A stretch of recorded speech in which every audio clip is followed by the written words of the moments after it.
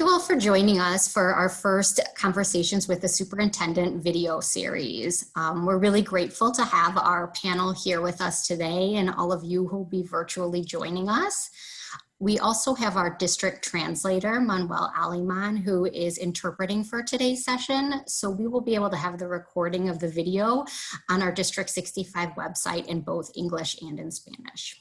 So without further ado, let's go ahead and get started. I'm going to introduce our superintendent, Dr. Devon Horton. Hello, Evanston Skokie 65 family. This week, the City of Evanston launched a stay-at-home advisory, along with IDPH following those guidelines. And of course, we all know the governor just recently, as far as the state overall, released some of the phase 3 metrics and guidelines that we must follow. Please know that this has been a hard year and school closures have presented challenges for families. Inequities have been further exacerbated in this pandemic. And of course, there's been disproportionate impact on communities of color. Amazing educators and our incredible team that we have in place have been working tirelessly to support our students and family. When I say tirelessly, I mean exactly that. They've been working hard day and night, putting in longer than 8-hour days. This is not fun for anyone right now, but we know the work that's necessary that we have to do to support our students. I wanted to take this opportunity and launch in a video series to highlight some of the supports in place that you don't hear a lot about, and ways that we are working to positively impact students and families during this difficult time, and to connect families with the many resources that exist within District 65 and the Evanston Skokie community. Thanks, Dr. Horton. Before we get started and everybody introduces themselves on our panel today, I just wanted to share a little bit about this video series. It's meant to be short pieces of information to share that we hope that will help you just navigate what you're experiencing at home with remote learning and such. So as I mentioned, we are going to have video recordings available in both English and Spanish on our District 65 website that can be found on our homepage at district65.net. And now we're going to go ahead and get started. I was hoping everybody could take this opportunity to introduce themselves, share a little bit more about their roles and their responsibilities and what they'll be talking about today. So I will start really quick. My name is Melissa Messenger. I am the Director of Communications for District 65, and my pronouns are she, her, and hers. Hello, everyone. I'm Devon Alexander, the Manager of Equity, Diversity, and Family and Community Engagement. My pronouns are he and him. And I've got along with us here today 2 of our team members. I'll let them introduce themselves. Hi, everyone. My name is Tanya Margonza. I am the Community Engagement Facilitator, and my pronouns are she, her, and hers.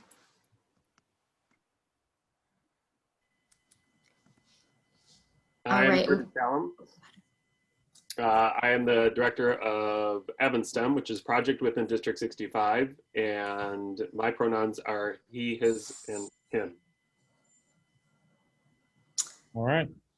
Thank you all for the great introductions. I'm honored to be able to share the Zoom platform with the great leaders we have here today.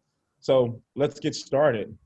Devon Alexander, welcome to District 65 team as our new Manager of Equity, Diversity, and FACE. Can you just share a bit about more about your vision for your team and what you all have been up to over the past several months? Thank you, Dr. Hort. Thank you, D65 family.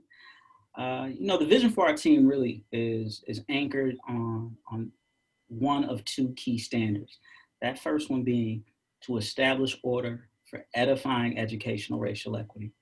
You know, here in D65, we've seen a persistent pattern of educational racial inequity in our data. And, you know, the leadership team across the district spent a good bit of time over the last few weeks looking at and studying that data and thinking about ways in which we can approach significantly impacting and transforming the educational experiences for our students, specifically as they are connected to the pattern racial inequities that we see. And so here in our FACE department, a key component of that work is really working to ensure that those supplemental supports, those wraparound supports that are needed to support the whole child in their educational development are in place. And so for us, our focus on in FACE is really keying in on those supports that we can be a part of, that we can partner with building leadership and building staff on, that we can partner with district leadership on. And then as a small team, a small department, we can really focus ourselves on some targeted supports that we can enact in this department to really support our community and our students here in this town.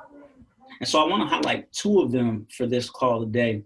Our remote learning tutoring program being helmed and championed by our wonderful community partner, Books and Breakfast, currently is working with a number of schools across the district to really get that remote learning support, that remote learning tutoring support that a number of our students will definitely benefit from. So as it stands, we're looking to continue to partner with building leadership in order to expand and identify the number of students that would enable Books and Breakfast to expand their programming, expand their reach, and really support as many of the students as they have the capacity to, as the district has the capacity to in this remote learning environment. Additionally, our school-age childcare staff have been stars for us here in these early goings of our remote learning.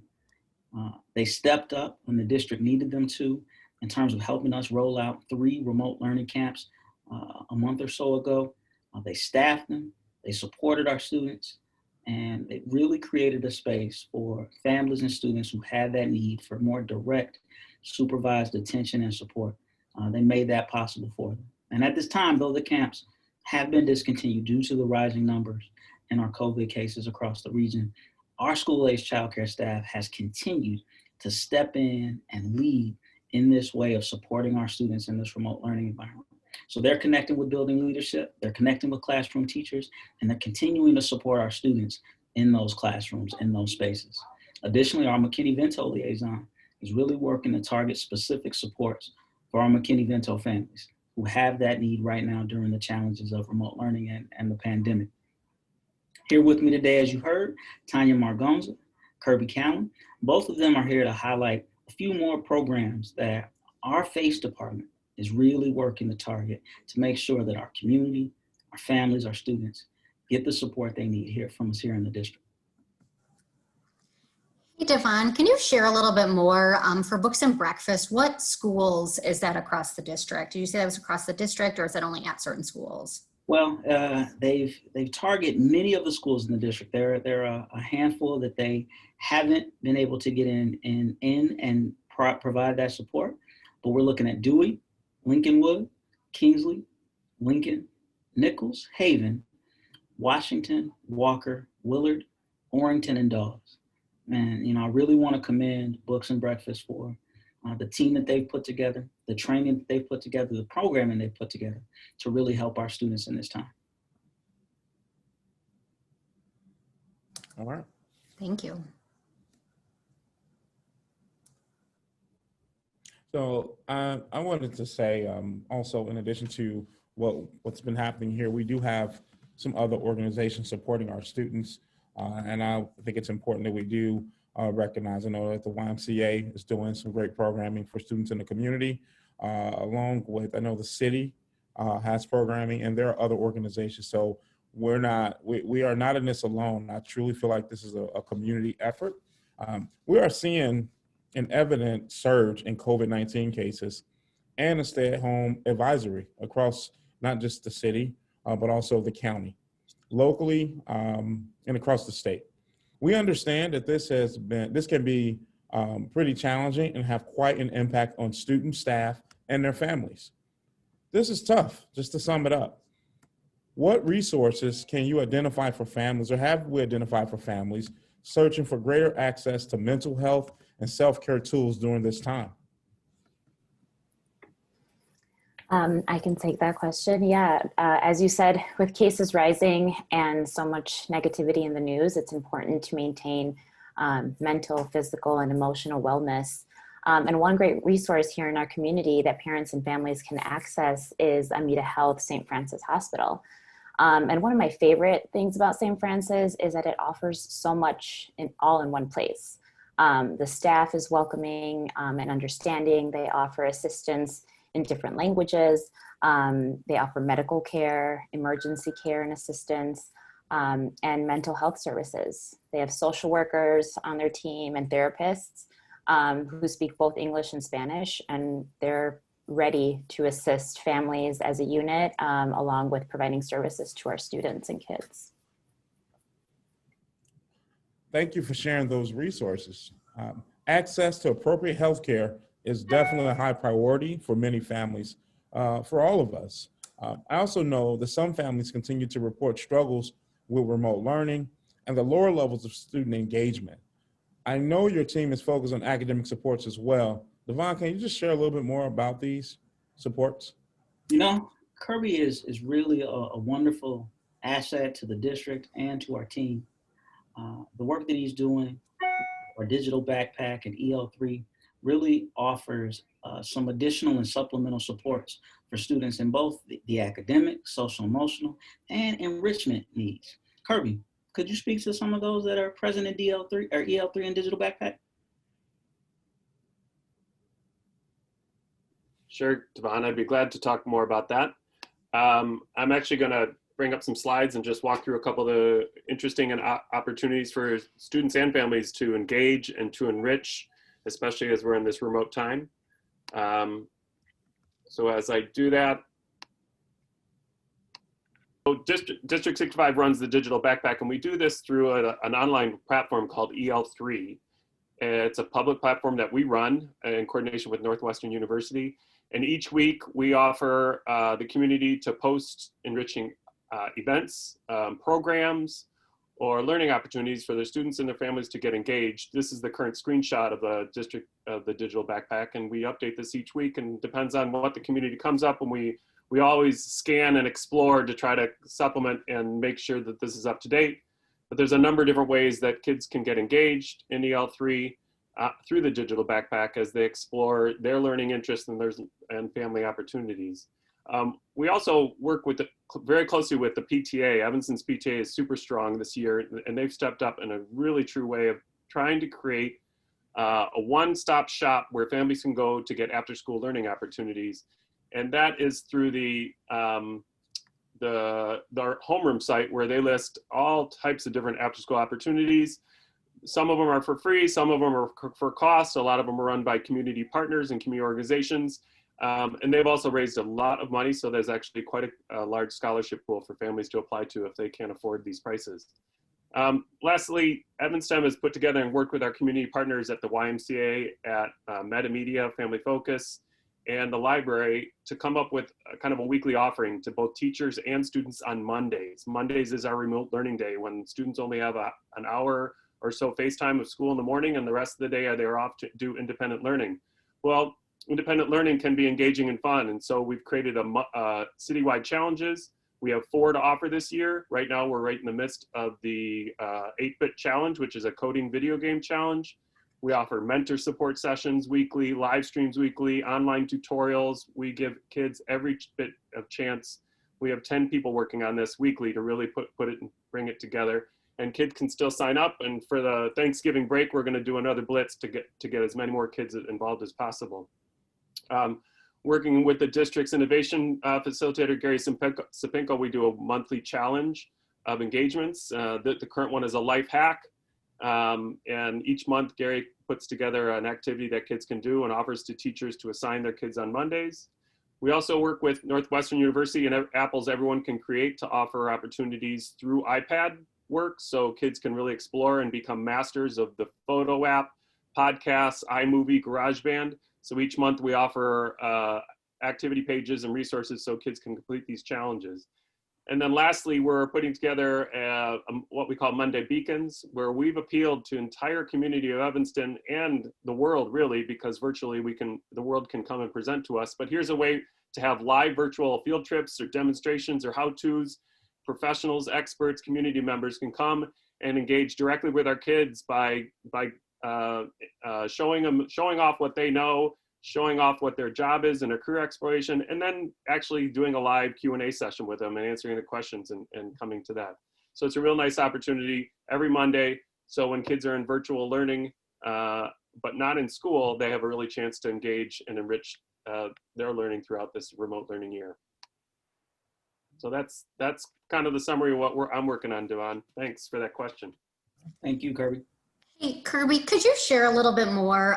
Where can families go to find the 8-Bit Challenge, and how do they access the digital backpack and the virtual field trips and some of the things that you are talking about? We've listed all on our website, the District 65 website. So digital backpack is also every week in our Fast 5. But if you go to the Evanston page on District 65, you can find links to all the resources and opportunities there. Awesome, thank you. I also want to mention one additional resource. Another place where people can find a lot of information, and I believe activities and extracurriculars and enrichment is also part of this platform. It's called the Evanston Care Network. It's a super helpful tool that anyone can use, educators, social workers, parents, anyone. It has a lot of free and low-cost options that are constantly being updated, that are meant to provide support and resources all in one place. Like I said, some enrichment and also including food, housing, childcare, and healthcare options. This platform allows you to search in different languages. They offer a ton of different languages. It's just a very useful resource in general, but especially now during COVID. So you can use the search option if you're looking for something specific, and then you can filter for options to help find resources that fit individual situations. You can create a profile that will help keep track of your searches, your search results, and then you can come back to them later. So it's a great tool, and it contains a lot of the most updated information in the community. Thank you, Tanya. You had mentioned about food and the availability to connect families with resources.